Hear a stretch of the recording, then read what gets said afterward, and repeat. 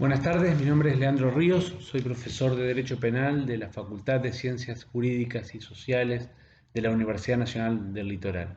Se me ha encomendado que desarrolle el tema delitos acumulativos en este curso y a ello me dispongo expresando el esquema que va a tener mi intervención, que va a consistir básicamente en una introducción para luego hablar sobre las nociones inestables del delito acumulativo, dado que a mi criterio ha sido tratado tanto como una técnica legislativa en la dimensión prescriptiva y también como una técnica aplicativa en la dimensión adscriptiva.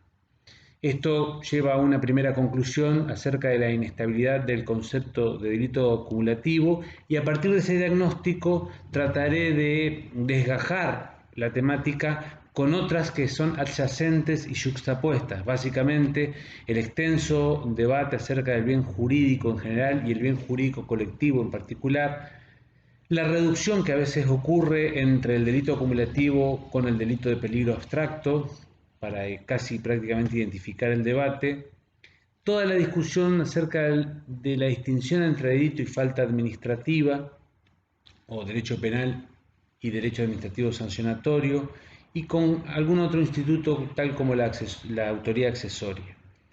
Luego, en la exposición me referiré a las críticas que se le han formulado al delito acumulativo, básicamente desde la atalaya de los principios de culpabilidad, de lesividad u ofensividad y de proporcionalidad.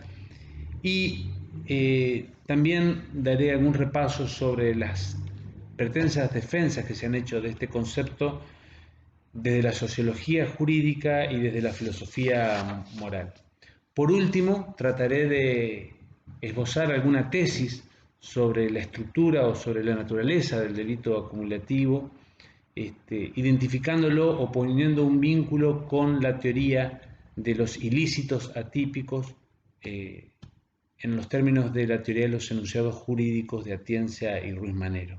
Así trataré de ahondar en la estructura de la ilicitud atípica y presentar al menos o llamar a la reflexión sobre las semejanzas que podrían existir, las semejanzas estructurales que podrían existir entre el delito acumulativo y el abuso del derecho.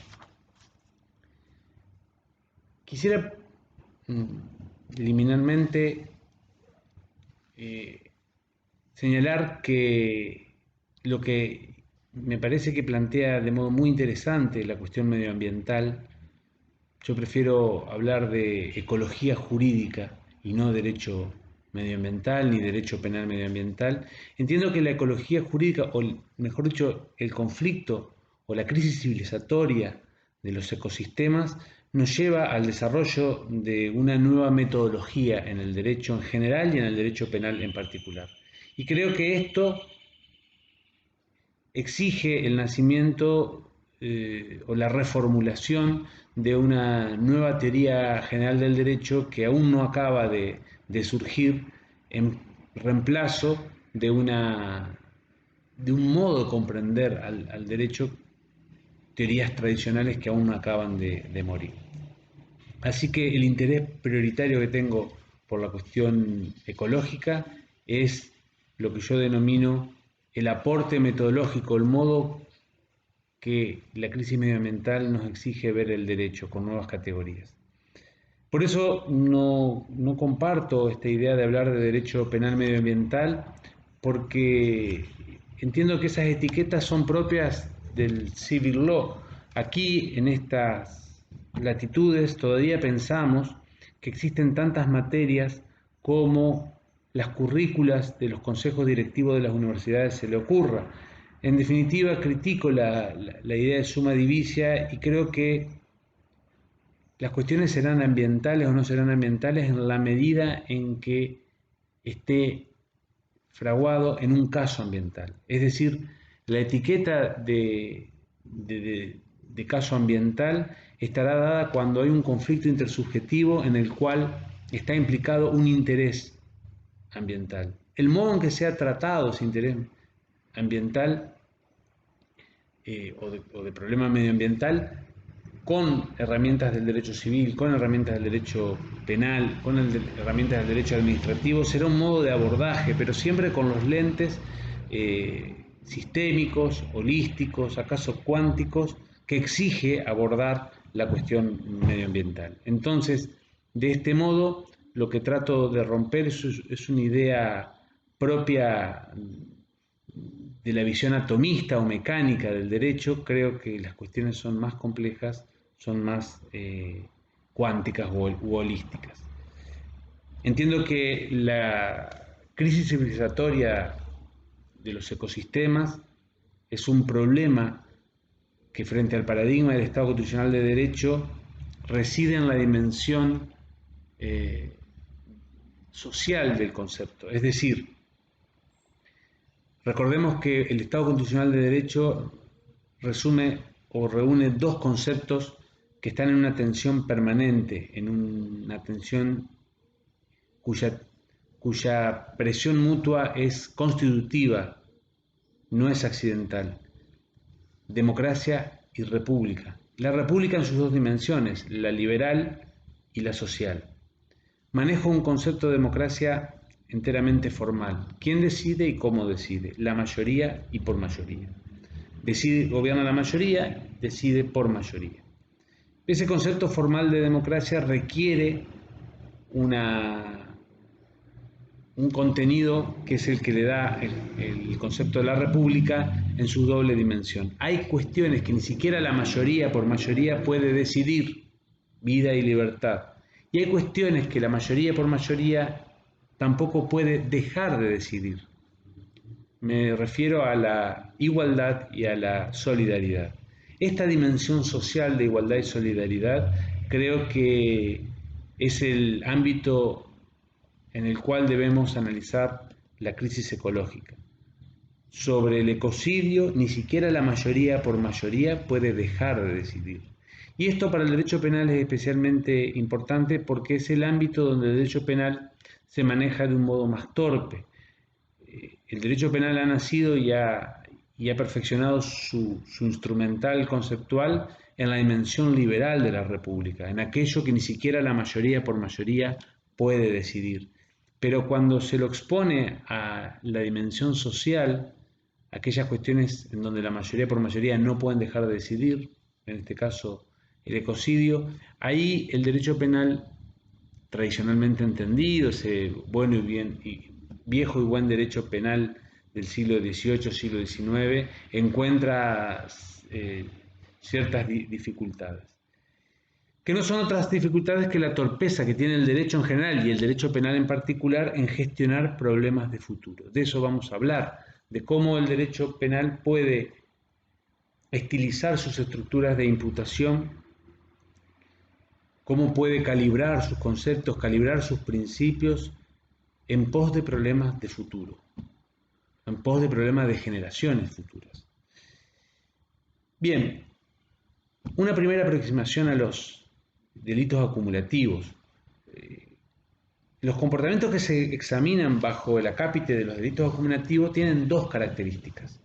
Primera, son aquellos que realizados en una sola oportunidad no afectan ningún bien jurídico individual o colectivo, es decir, son conductas que consideradas unitaria e individualmente carecen de todo poder ofensivo considerable, verificándose a lo sumo microlesiones en el objeto de protección u objeto del comportamiento. Sin embargo, y desde una perspectiva global o general, es posible aseverar en tono de prognosis que la reiteración de aquellas conductas, ya sean realizadas por el mismo autor y o por terceros, sin necesidad de acuerdo previo, esta es una diferencia con la autoridad accesoria, sí afectaría de manera relevante en grado de lesión o de peligro el bien jurídico protegido en virtud de su riesgo de sumación como criterio de peligrosidad adicional. Esta es una primera aproximación de qué delitos estamos hablando o de qué clase de conductas ilícitas estamos hablando. Son aquellas conductas que analizadas individualmente no tienen ninguna chance de afectar de modo relevante un bien jurídico. Pero si tomásemos en cuenta otras circunstancias y básicamente el riesgo de sumación, de imitación, de reiteración, entonces el juicio deóntico sobre esa inofensividad de la conducta podría alterarse y con ello podría alterarse también la condición de de ilicitud. Por supuesto que los delitos acumulativos tienen su origen probablemente en algún trabajo de 1993 de Lothar Kuhlen respecto a la cuestión medioambiental, respecto al delito de contaminación de aguas. También podemos encontrar algún antecedente allá en un viejo artículo de Loss en un homenaje a Belsen en 1974, en donde se hablaba de delitos de masa. Y por eso es importante, no porque nos refiramos solamente al problema medioambiental, sino porque esto puede ser un buen ejemplo metodológico de comprender de un modo diverso una problemática que no se limita a la cuestión tan específica del medio ambiente o del urbanismo también. A ver, pensemos en el delito de falsificación o uso de documentos públicos o privados. ¿Cuál es el bien jurídico que la doctrina mayoritariamente acuerda que se protege? La veracidad de la declaración documentada, en su doble dimensión, según los documentos sean públicos o privados. En los primeros, en los públicos, se protege la fe del público en las constataciones documentadas por el oficial público. La pregunta es, ¿una sola falsificación pone en jaque este bien jurídico tan general? ¿La confianza que hay sobre la veracidad de la declaración documentada? En el delito de prevaricato, donde el bien jurídico protegido, según buena parte de la doctrina, es la administración de justicia, ¿una prevaricación pone en jaque el bien jurídico? ¿Realmente lo afecta? En el cohecho del juez y el fiscal del artículo 257, en donde lo que se protege supuestamente es el funcionamiento normal de la administración pública, el normal y legal de la administración de justicia, ¿pone en jaque un cohecho este bien jurídico? En la ley penal tributaria, donde se protege el patrimonio concreto del Estado, el erario de la tesorería, por ejemplo, de la seguridad social, una evasión tiene la capacidad de afectar esto. En definitiva, lo que quiero significar es que el ilícito acumulativo no es tan extraño como parece en su primera formulación, porque en definitiva no es otra cosa que la lógica de la prevención. Sin embargo, en la investigación que he realizado he podido relevar que es un concepto muy inestable en la doctrina. Fíjense, en el civil law también tenemos quizás una costumbre desproporcionada a pensar mucho en el momento interno legislativo de los sistemas jurídicos, es decir, en el momento en que se sancionan las leyes, y menos en el momento en que se aplican las leyes, en el momento judicial. Estamos más atentos a la dimensión prescriptiva que a la dimensión adscriptiva, propiamente dicho, a pesar de que la teoría del delito, la teoría de la imputación del hecho punible, obviamente sirve para los dos momentos por igual, pero especialmente sirve para el momento de la aplicación racional, previsible y no arbitraria de la ley al caso. Tomando esta distinción de los momentos internos del sistema jurídico, he podido repasar de que, por ejemplo, aquellos que observan el delito acumulativo desde el momento legislativo, como técnica legislativa en la dimensión prescriptiva, lo han entendido como una técnica de tipificación destinada a proteger bienes jurídicos colectivos, Feijó Sánchez y Soto Navarro. O, por ejemplo, también lo han entendido como un supuesto extremo de ilicitud abstracta, Mendoza Buergo y Silva Sánchez. También se lo ha estudiado como una forma de anticipación de la tutela en el estudio del iter criminis, Fuentes Osorio, o se lo ha identificado con la ratio legis o fundamentación político-criminal en relación con la protección penal de las generaciones futuras, Alcácer Guirao. También en la dimensión de técnica legislativa y entendido como fundamentación de la punición de la norma de conducta bajo el modelo del daño de peligro por oposición al modelo de agresión en lo relativo a las instituciones y al medio ambiente, Kinghäuser y Mañalich Raffo han considerado que el delito acumulativo es una idea que opera en este momento de fundamentar la punición de la norma de conducta. Y por último, como sexta aproximación, se ha entendido al delito acumulativo como el ejemplo máximo del paradigma de acumulación por oposición al paradigma de la causalidad, bajo el cual debe analizarse la suficiencia de la legitimación jurídica de las normas de conducta y las normas de sanción, Bascuñán Rodríguez.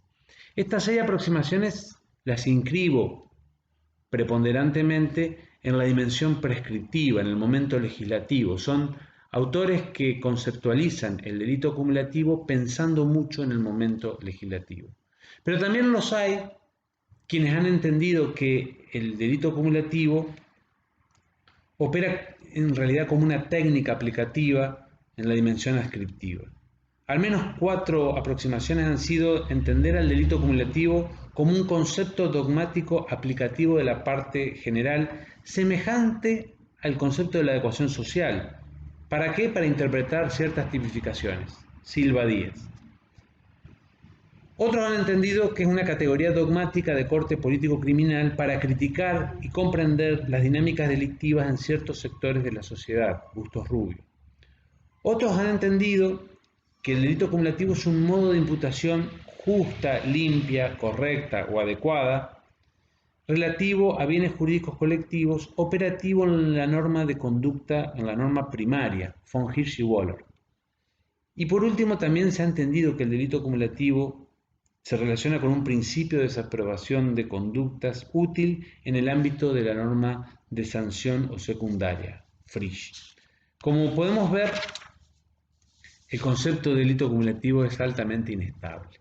No hay un acuerdo en la doctrina sobre qué queremos decir cuando hablamos de delito acumulativo.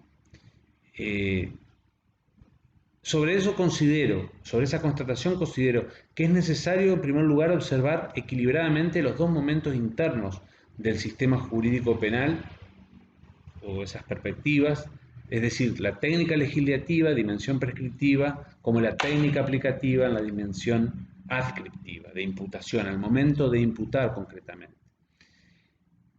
También creo que es necesario deconstruir el concepto y distinguirlo de temas adyacentes, vinculados pero diferentes, los que se encuentran yuxtapuestos y confunden el debate cuando hablamos de delitos acumulativos. Lo confunden al punto tal de paralizarlo. La característica que tiene este tópico, el delito acumulativo, es que no tuvo un gran desarrollo por parte de la dogmática. La dogmática no le ha dado demasiada atención y ha quedado ahí paralizado. Por muchas razones podemos hipotetizar, pero creo que básicamente porque está filtrado o infiltrado en otros temas adyacentes que hay que distinguirlo y hay que establecer la relación que con ellos tienen. Y por último, creo que es necesario y posible formular una tesis general. Y este es el aporte que yo trato de hacer. El aporte que trato de hacer en esta temática es vincular el concepto de delito acumulativo con una construcción teórica no del derecho penal, sino de la teoría general del derecho, básicamente en la teoría de los enunciados jurídicos de Atienza y Ruiz Manero, que lo explicaré al final de mi intervención, al punto de afirmar que el delito acumulativo es un ilícito atípico en los términos de aquella teoría y que es, en definitiva, la enseñanza de la ecología jurídica volver a revincular fuertemente toda la teoría del delito penal con la teoría general del derecho. Una postura metodológica que a veces se ha perdido en el quehacer dogmático. Veamos entonces las temáticas adyacentes o yuxtapuestas. Primero, el inabarcable debate sobre el bien jurídico en general y sobre el bien jurídico colectivo en particular. Sobre eso quiero recordar en primer lugar que el bien jurídico es una de las estructuras de legitimación posible referida a la función y a los fines del derecho penal, probablemente la más difundida, pero hay otras. Aquellos que sostenían que la función del derecho penal era preservar el daño social, es decir, evitar el daño social, mantener la cohesión social. Carrara, Hommel, es una expresión extremadamente genérica y por lo tanto de baja utilidad. Feuerbach, que va a entender que la función del derecho penal es proteger derechos subjetivos de terceros. También hay una variante un poco menos admisible, que es entender que se protegen bienes jurídicos, derechos subjetivos del Estado. una expresión de Binding, con los problemas que esta aproximación estatalista tiene. Entender que lo que se protege son valores éticos sociales, Belzel, o que lo que se protege es la vigencia o el restablecimiento, lo que se busca es el restablecimiento de la vigencia de la norma. Se protege la vigencia de la norma, para decirlo en términos sintéticos, en la formulación de Jacob. Bueno, la expresión de Birnbaum de 1834 surgió por oposición a la protección de derechos subjetivos en Feuerbach, y es curioso porque es un concepto absolutamente polivalente, y en eso radica su ventaja y su desventaja al mismo tiempo. Bien jurídico, la palabra bien incluso en castellano funciona como un valor, pero también puede funcionar como una cosa. Y de alguna manera tengo para mí que este modo de proteger que el derecho penal ha elegido, lo ha hecho imagen y semejanza de los delitos de propiedad. Pareciera que se protege la vida como algo que me pertenece, el honor como algo que me pertenece. Pues bien, este modelo de protección al estilo de propiedad no funciona definitivamente cuando lo que se tiene que proteger son ecosistemas, cuando se tiene que proteger son situaciones urbanísticas. Eso no funciona así porque no se deja reconducir a la idea de propiedad del siglo XIX. Bueno, el bien jurídico individual, que incluso para algunos, la teoría personal del bien jurídico defiende, es el verdadero concepto en definitiva, entiende que el bien jurídico es la última referencia a la libertad personal de disposición sobre determinados intereses propios en el marco de una sociedad burguesa. Pues bien, el problema sobre el que trabaja el delito acumulativo no tiene que ver con el bien jurídico individual, sino que tiene que ver básicamente con el bien jurídico colectivo. Lo que ocurre es que existen al menos dos clases de bienes jurídicos colectivos: los propios o aparentes y los impropios. Los bienes jurídicos colectivos aparentes o impropios son aquellos conglomerados o sumatorias de bienes jurídicos individuales susceptibles de ser desarmados, descompuestos o desagregados en partes, recuperando así la individualidad de dichos intereses o valores, notas características que tienen. Dicho agregado genera la necesidad de garantizar condiciones de seguridad complementaria y anticipada para los bienes jurídicos individuales, en especial para la vida y la integridad física. En el plano del tipo objetivo, presenta las siguientes notas. Primero, pluralidad de sujetos pasivos. Segundo, la indeterminación, al menos en una perspectiva ex ante, de los sujetos pasivos, tanto en su número como en su identidad. Y desde el tipo subjetivo exige el conocimiento y la voluntad de causación de un peligro general.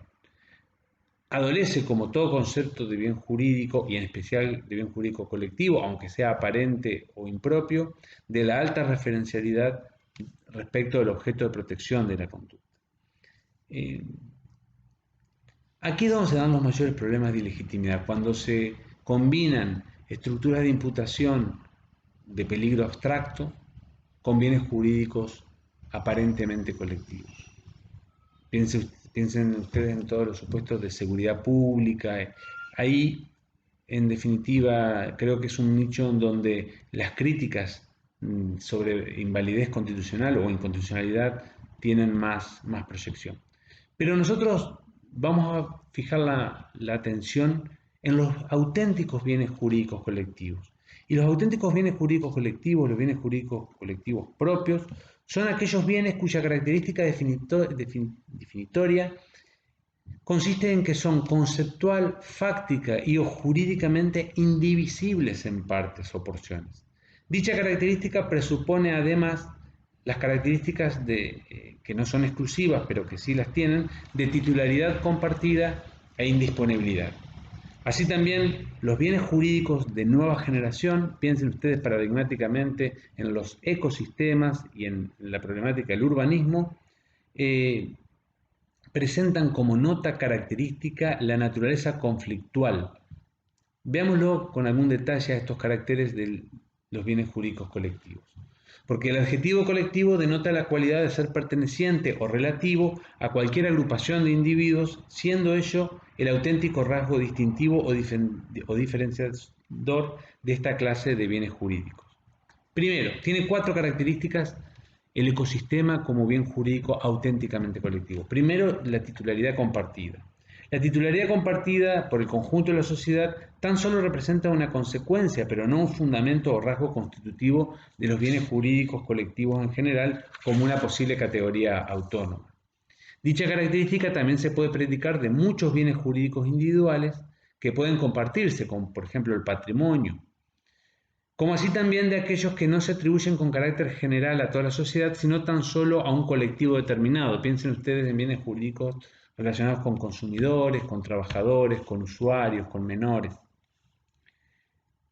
Este primer carácter de la titularidad compartida es seguido por la indisponibilidad. La idea de indisponibilidad tampoco es exclusiva de los bienes jurídicos colectivos propios y del ecosistema, pero es una característica básica de los bienes jurídicos colectivos. Y consiste en la imposibilidad de disponer unilateralmente por parte de uno solo de los cotitulares del bien jurídico. El problema que surge aquí rápidamente es el problema del consentimiento, porque la cualidad de indisponible resulta relevante al momento de analizar la eficacia o ineficacia del consentimiento respecto a la lesión o la puesta en peligro como factor excluyente de la imputación. Distinguir los supuestos de colectivos propios o impropios en este punto exige atender que en los bienes jurídicos colectivos propios el consentimiento no puede verificarse. Es indisponible por no poder configurarse el conocimiento de todos sus cotitulares, mientras que en los bienes jurídicos impropios, los aparentemente colectivos, el consentimiento puede llegar a ser relevante para excluir la imputación siempre y cuando concurra el de todos sus cotitulares. Heffendel tiene una versión, una explicación de este carácter de indisponibilidad en una variante positiva, ¿no? La variante positiva de la indisponibilidad de Heffendel entenderá que esta indisponibilidad es la posibilidad de aprovechamiento por todos sin que puedan ser excluidos y sin que el aprovechamiento individual obstaculice ni impida el aprovechamiento de otros. Por tanto, debe tratarse de un uso respetuoso con la indemnidad del bien jurídico de forma que todos puedan obtener un igual provecho.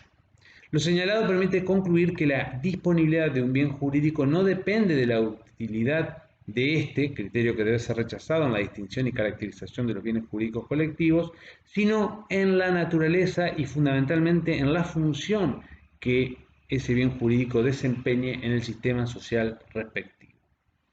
Entonces, los rasgos de titularidad compartida y de indisponibilidad no son caracteres exclusivos de los bienes jurídicos colectivos, por cuanto pueden predicarse también con ciertos límites de algunos bienes jurídicos individuales cuyo conglomerado conformarán un bien jurídico colectivo impropio o aparente.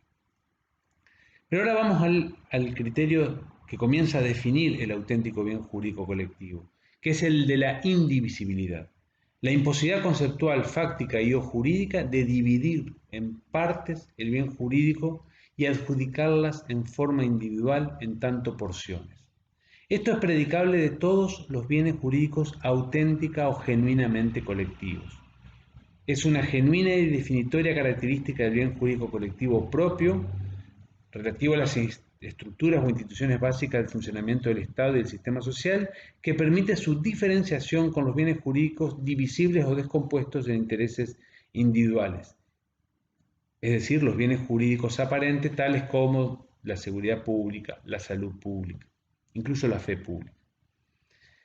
Esto me recuerda a una cuestión metodológica en donde podemos detenernos un instante.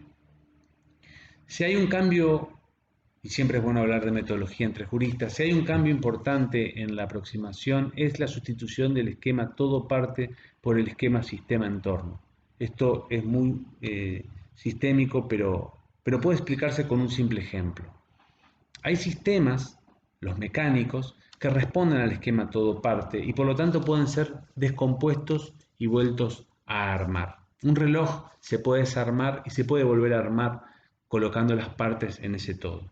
Pero hay otros sistemas que son mucho más complejos, los sistemas psíquicos, los sistemas biológicos y los sistemas sociales, el derecho como uno de ellos. En este sentido, el derecho no es un conjunto de normas que se pueda desarmar y volver a armar, es algo más, es un conjunto de normas y la relación infinita de todas esas normas.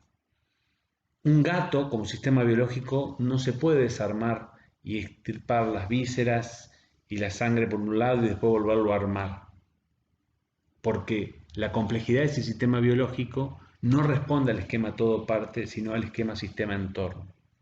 El derecho, lo mismo. Los ecosistemas, igual. No se pueden desarmar y volver a armar.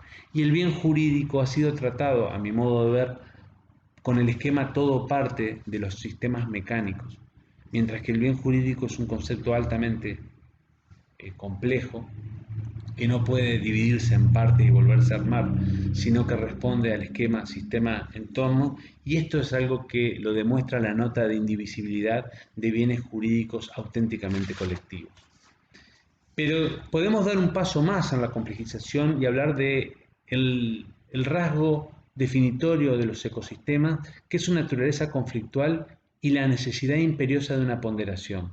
Es una característica que refiere a que las fuentes de peligro sobre este bien jurídico o ecosistema provienen del normal funcionamiento del sistema social, de actividades lícitas y socialmente necesarias, y solo pueden ser sometidas a un control, a una regulación. Evidentemente el desarrollo humano en alguna medida contamina, depreda, y lo que estamos discutiendo en última instancia aquí será el tiempo o la velocidad con la que los ecosistemas se agoten. Y sobre esa crisis medioambiental, ¿el derecho penal debe de decir algo o no? ¿O es una materia extrapenal? Ese es el debate que más adelante referiremos. En esta naturaleza conflictual y necesidad de ponderación de intereses, se debe realizar esta ponderación, cuando hablamos de ecosistema, a nivel de la tipicidad, no a nivel de la antijuricidad. También hacemos una ponderación a nivel de la antijuricidad cuando tratamos de bienes jurídicos individuales y estamos tratando las causas de justificación. Pero cuando tratamos el problema de los bienes jurídicos colectivos, cuando estamos pensando en la prevención preventiva genérica y abstracta, en donde se incriminan conductas que son socialmente útiles pero peligrosas en ciertas circunstancias, estamos en el marco adecuado en donde cabe hablar de delito acumulativo. En definitiva, lo que queremos significar aquí es que delito acumulativo tiene su desarrollo más rico en la protección de bienes jurídicos colectivos, auténticamente colectivos, y de última generación, en este sentido, ecosistemas y urbanismo. En definitiva, de lo que estamos hablando es si el derecho penal puede gestionar problemas macrosociales de la denominada sociedad del riesgo, si puede gestionar, aunque lo haga torpemente, problemas de futuro. Otra reducción o solapamiento que se ha hecho del concepto de delito acumulativo tiene que ver con los delitos de peligro abstracto. Y aquí quiero recordar que es útil la distinción entre la estructura del tipo y la estructura de la antijuricidad. La estructura del tipo refiere a la relación que hay entre la afectación de la conducta con el objeto de protección. Mientras que la estructura de la antijuricidad refiere a la relación que hay entre la conducta respecto del bien jurídico protegido. Así, desde la estructura del tipo de la tipicidad hay dos clases de ilícitos, los de mera actividad y los de resultado. Mientras que, si yo considero la relación de la conducta con el bien jurídico, tendremos tres variantes de afectación de ese bien jurídico en el nivel de la antijuricidad, que serán la lesión, el peligro concreto o el peligro abstracto. Estas clasificaciones son todas combinables entre sí, de modo que existen delitos que son de mera actividad y que en la estructura de la antijuricidad pueden ser de lesión, los delitos sexuales, de peligro concreto, pueden ser algunas tentativas, o de peligro abstracto, que es la combinación más usual de delitos de mera actividad desde el punto de vista de la tipicidad y delitos de peligro abstracto desde la antijuricidad. Piensen ustedes en la tenencia de armas. Pero también hay delitos de resultado que son de lesión, homicidio, delitos de resultado que son de peligro concreto, piensen ustedes en el delito de incendio, y delitos de resultado en la estructura del tipo que son delitos de peligro abstracto. Y aquí es el delito acumulativo. Por eso hablamos en el delito acumulativo de microlesiones, porque desde la estructura de la tipicidad el delito acumulativo es un delito de resultado, no es un delito de actividad. Ya ese río no es el mismo río después de que yo he vertido los 5 litros de contaminante. Aunque esos 5 litros de contaminante o esa colilla de cigarrillos que yo haya arrojado al río Paraná no tenga individualmente considerada la capacidad o la aptitud de afectar el ecosistema río Paraná. Pero ya el río Paraná no es el mismo. Hay un micro resultado, una micro alteración del objeto de protección. Pero respecto al bien jurídico sigue habiendo una relación de peligro abstracto. Y esa es a veces la confusión que se hace cuando se identifica al delito acumulativo como un delito de peligro abstracto. Es cierto que tienen notas comunes, pero cuando hablamos de delito acumulativo estamos hablando de esta combinación. Desde la estructura del tipo es un delito de resultado, de micro resultado, pero resultado al fin, mientras que desde la estructura de la antijuricidad es un delito de peligro abstracto. Por cierto, las dos grandes teorías o los dos grandes conjuntos de teorías para explicar a los delitos de peligro abstracto, es decir, la teoría de la presunción del peligro o de la relevancia abstracta y la teoría del peligro general o de la relevancia general, no tienen la misma capacidad de rendimiento si las contrastamos con el delito acumulativo. Para decirlo en pocas palabras, la teoría que mejor se lleva con el delito acumulativo es la segunda teoría, la teoría del peligro general o de la relevancia general. Hagamos un breve repaso de estas dos teorías. La teoría de la presunción del peligro o de la relevancia de afectación abstracta funciona en base a la presunción del peligro que se realiza en el momento legislativo de la incriminación sin admitir prueba en contrario, es decir, es una presunción de jure del peligro y por ende no necesita la constatación de la concurrencia o no de resultados producidos por la conducta. Esta teoría es cierto que está algo abandonada, pero aún es una explicación teórica atendible que hay que criticarla y que conocerla. La teoría del peligro general en realidad no formula una presunción de peligro, sino que generaliza el peligro, en tanto que es una construcción teórica que opera mediante la desvaloración de manera general de aquellas conductas consideradas peligrosas por la ciudadanía a través de sus representantes, por la sencilla razón que con una frecuencia significativa esa clase de conductas tiene la capacidad de afectar a bienes jurídicos protegidos. Reitero, por la sencilla razón de que aquellas conductas con una frecuencia significativa, y aquí tenemos que aclarar de que el juicio de reiteración, de posibilidad de riesgo de sumación, tiene que ser un juicio realista, porque si no es cierto que cualquier conducta reiterada e imitada o universalizada, como dice Zaffaroni, puede llevar a ser intolerable. Si todos nos pusiésemos a silbar, si todo el mundo se pusiese a silbar, obviamente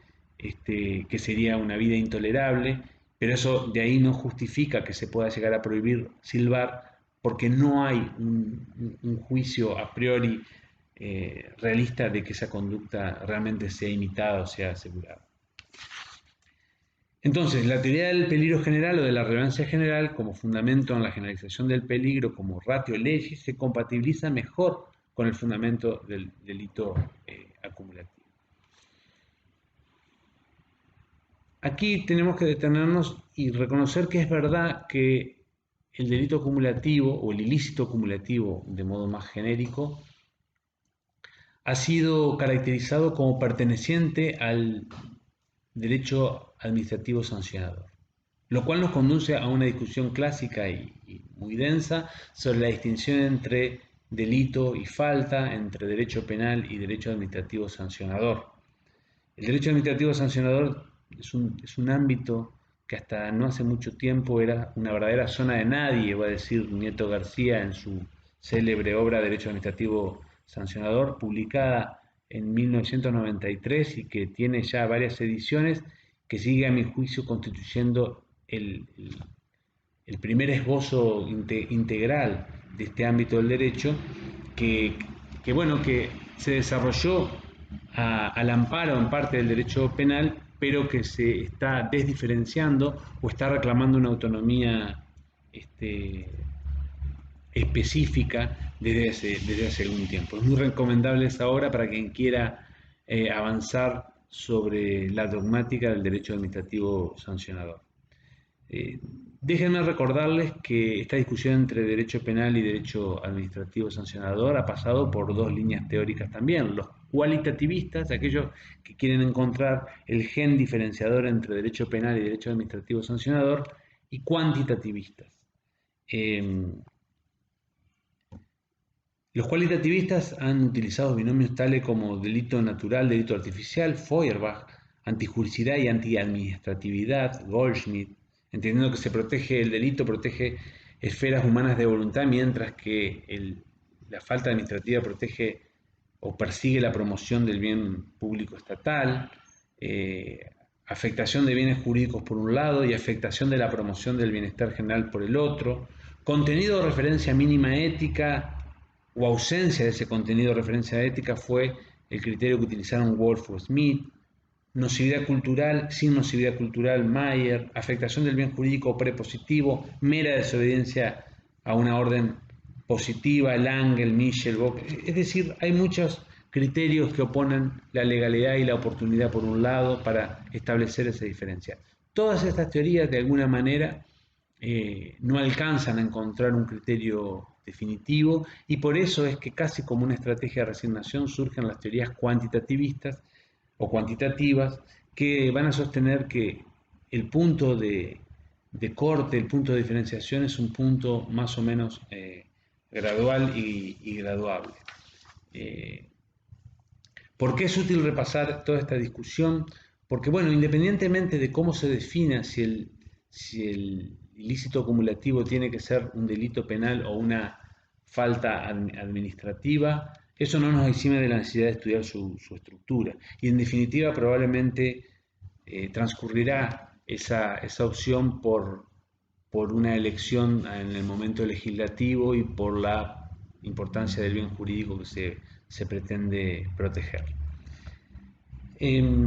Con la autoría accesoria el delito acumulativo también debe ser diferenciado porque en la autoría accesoria se realizan diversas conductas individuales en orden a un mismo y único resultado. Se trata de un único hecho que se proyecta sobre un determinado objeto de la conducta, mientras que en el delito acumulativo, desde una perspectiva global o general, la reiteración de las conductas es realizada por el mismo autor o por terceros a futuro, pero sin un acuerdo previo.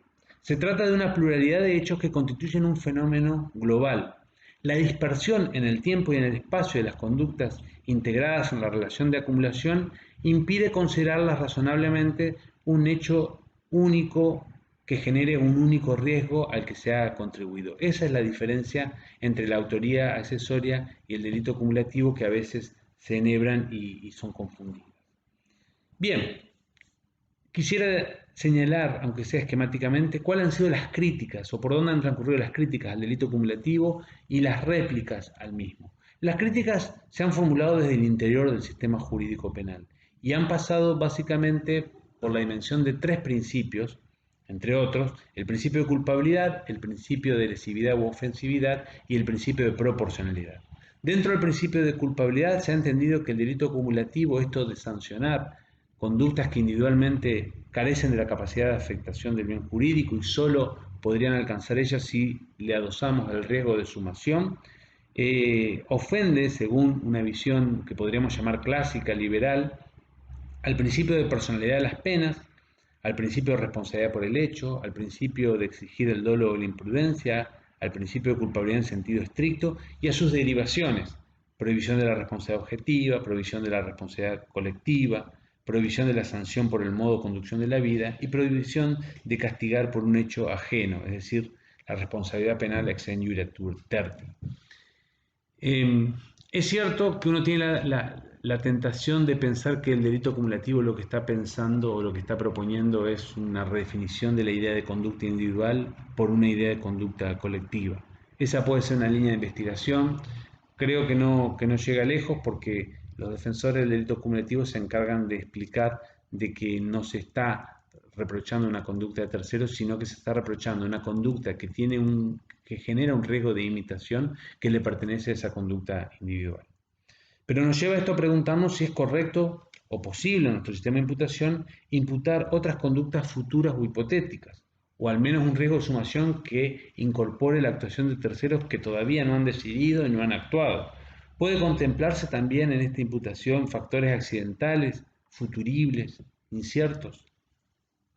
También se ha criticado que el delito acumulativo ofende al principio de lesividad u ofensividad, en tanto que existe una afectación al bien jurídico que no se puede constatar. El delito acumulativo se parece más a una mera desobediencia formal de la ordenación sectorial que pretende realizar la administración respecto a determinadas realidades consideradas valiosas. Y por eso es que, obviamente, la conducta individualmente considerada, castigada de este modo en el ámbito jurídico penal, tendrá problemas con el principio de ofensividad. También se ha criticado el delito acumulativo respecto al principio de proporcionalidad en sus tres dimensiones: idoneidad como capacidad de protección del bien jurídico, necesidad como la ausencia de que existan otros medios más restrictivos para proteger el bien jurídico, y la proporcionalidad en sentido estricto, básicamente evaluándose los 6 o 7 aspectos: la importancia del bien jurídico, el modo subjetivo del ataque en el dolo y la imprudencia, el grado de ejecución, las formas de participación o el grado de afectación del bien jurídico. Por ahí discurren las críticas, que son sustanciosas, que hay que responder. Los defensores del delito acumulativo defienden aclarando de que, o tratando de aclarar de que no se está adscribiendo una culpabilidad ajena, sino que es la culpabilidad por el propio hecho, que la proporcionalidad puede ser salvaguardada del modo tal de que estos delitos acumulativos jamás, bajo ninguna circunstancia, puedan dar lugar a una pena de privativa de libertad, pero sí pueden dar lugar a una pena de inhabilitación o de multa. Y respecto a la ofensividad, es recalibrar la idea de afectación. Insisto, tener muy en claro que es un auténtico bien jurídico colectivo de naturaleza conflictual que requiere una ponderación de intereses, y el valor y la trascendencia de bienes tales como la protección de ecosistemas. Las defensas han discurrido por fuera del sistema jurídico penal por argumentos de índole sociológicos o propios de la filosofía moral. Los argumentos de índole sociológicos remiten al debate acerca del derecho penal de la sociedad del riesgo, ese debate que se suele presentar con los binomios de la resistencia clásica liberal, que aspira a volver al derecho penal del siglo XVIII, siglo XIX, ese derecho penal mínimo, con aquella resistencia moderna que exige que el derecho penal deba intervenir en el tratamiento de problemas macrosociales. Dice Sheneman, por ejemplo, que es impensado que el derecho penal no diga nada sobre la mayor crisis civilizatoria, que es esta crisis de los ecosistemas. En definitiva, a veces se ha presentado este debate, creo que de modo inexacto, pero es un binomio que se utiliza, entre garantismo versus securitismo. Y en ese debate existen también estrategias de resignación que buscan una matización para resistir el embate y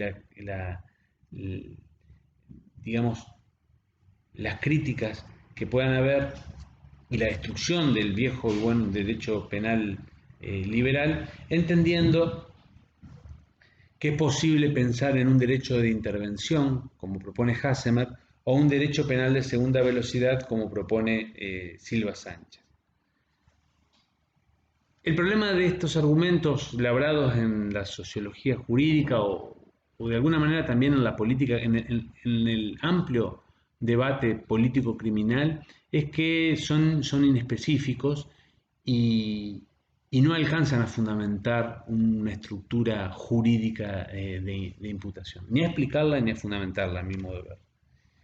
Hay argumentos que provienen de la filosofía moral, que son los argumentos de reciprocidad o solidaridad, que apelan a la idea del dilema del gorrón o del free rider o del pasajero sin billete, es decir, de aquel que aprovecha injustamente la ventaja social explotando el beneficio cooperativo de cumplimiento de la norma por parte de los otros y utiliza ello en beneficio propio.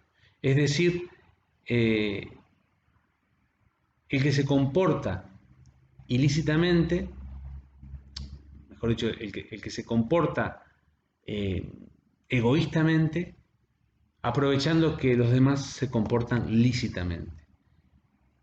El desvalor de la conducta provendría de ese aprovechamiento egoísta de que otros observan la norma. Esta explicación que está labrada también en la filosofía moral, es decir, no en la teoría jurídica del delito, se articula con los delitos de peligro abstracto en aquella versión de la teoría del peligro general o de la relevancia general y combina la idea de la práctica egoísta con un riesgo realista de generalización, usando la lógica de las grandes cifras, la idea de la disfuncionalidad más la idea de la solidaridad con las generaciones futuras. Es un argumento extrajurídico, filosófico, que es interesante, que es un poco más sofisticado que el argumento externo de la sociedad del riesgo y del derecho penal del riesgo y de la necesidad de atender a nuevos intereses, pero tampoco alcanza, a mi modo de ver, a dar una fundamentación y una explicación de qué es, en definitiva, el delito acumulativo hacia el mundo del derecho penal. Bien, para ir terminando trataré de esbozar una tesis que es propia y que consiste simplemente en poner en relación un problema que es leído en el interior de la teoría de la imputación penal con una construcción teórica propia de la teoría general del derecho. Hacia un concepto estable de delito acumulativo requiere que recordemos una diferencia básica, que es diferenciar principios de reglas. Las reglas son normas jurídicas estructuralmente limitadas a la aplicación de un caso o de un grupo de casos debido a la descripción en su formulación de un supuesto de hecho y su correlativa consecuencia jurídica. Su modo de regir es el del mandato definitivo, dado que son normas jurídicas que prescriben de manera definitiva prohibición, mandato o permisión, y su modo de operar es la subsunción. Si bien como toda norma jurídica es una proposición de deber ser, deóntica, al estar dotado de un alto grado de concreción por su vigencia, competencia y procedimiento, su aplicación, su modo de aplicación es posibilística o binaria. ¿Se aplica o no se aplica? 1, 0, in, out, tertium, no datum. Bueno, claro, la idea de regla es muy cara para el derecho penal porque el principio de legalidad es un principio de legalidad en sentido estricto, de reglas. Y esto es cierto que es un rasgo característico de aquel y buen derecho penal liberal, si es que alguna vez existió como tal en la realidad. El principio también es una norma jurídica, solo que estructuralmente está dotada de la pretensión de aplicación máxima a todos los casos que pueda, cuyo modo de regir es el de un mandato de optimización y un modo de operar con la ponderación. Los principios para su aplicación al caso concreto siempre requieren una especificación, esto es verdad, es decir, siempre requieren los principios para la aplicación en el caso concreto de la transformación en una regla. Es una proposición del deber ser deóntica que es argumentable, que es probabilística o graduable en un más o en menos, regulable en grados y en este sentido difuso. Es interesante porque la teoría del delito nació bajo el esquema del Estado legal de derecho y en ese sentido sí que trabajó fuertemente con la idea de reglas. Pero si algo nos trae el Estado constitucional de derecho es recordarnos que en el ordenamiento jurídico no solamente existen reglas, sino que también existen principios. Y de hecho que la teoría de la imputación usa muchos principios para imputar. Piensen ustedes en toda la teoría de la imputación objetiva. Piensen ustedes en el principio de insignificancia, otro tema también que suele ser vinculado con el delito acumulativo. Así que teniendo en cuenta esto, mi mi intuición es que se debe poner en relación el concepto de delito acumulativo con la teoría de los ilícitos atípicos, en función de la teoría de los enunciados jurídicos de Atienza y Ruiz Manero. ¿Qué es un ilícito? Un ilícito es una conducta típica antijurídica que infringe reglas y o principios carentes de cualquier justificación en el ordenamiento jurídico.